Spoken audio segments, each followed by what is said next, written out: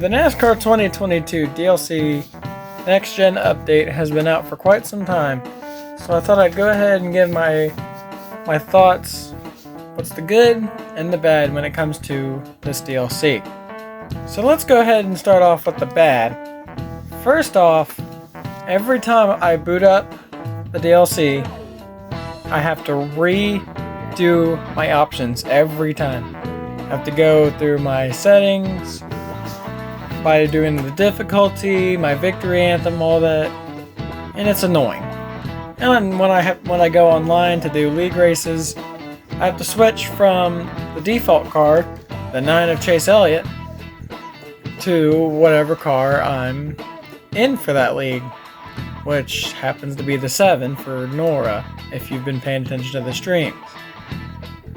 Another point I want to point out: custom cars.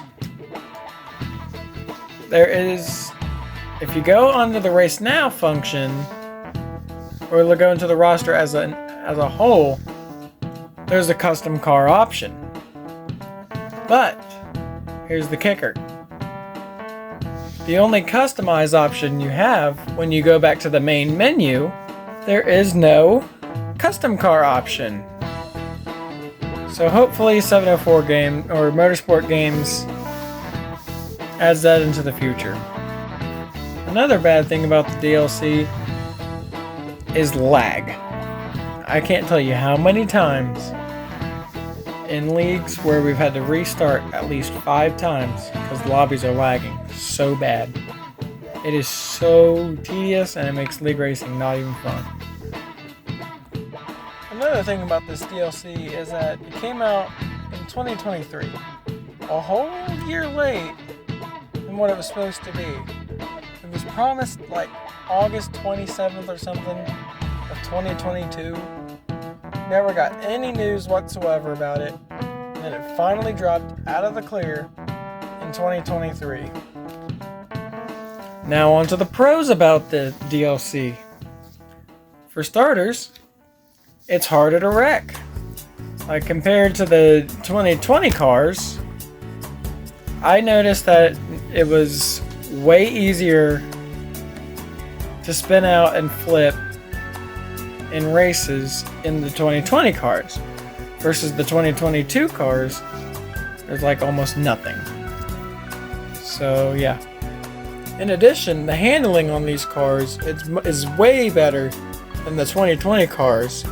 Like for instance, these cars don't get quite as loose as the 2020 cars do. The last thing I want to talk about is Dover in Texas.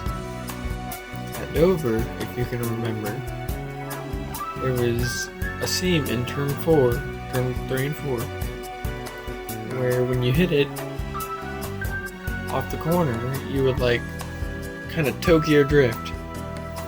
And it happened no matter what slider you ran.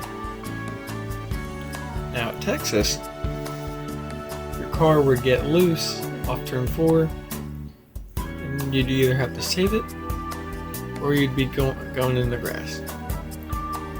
That was with the 2020 cars.